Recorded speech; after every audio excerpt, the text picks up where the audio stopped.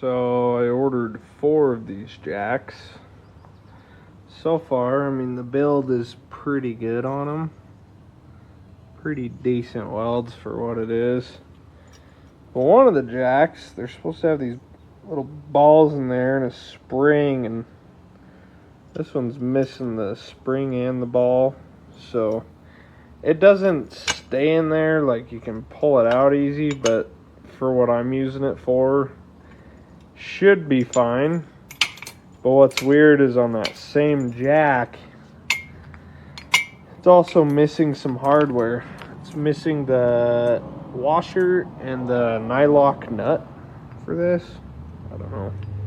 Not a big deal. I probably have one laying around, but it'd be nice.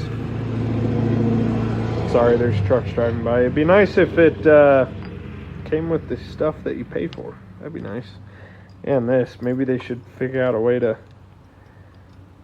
make those stay in there during shipping. I don't know, but not a big deal, but that's all.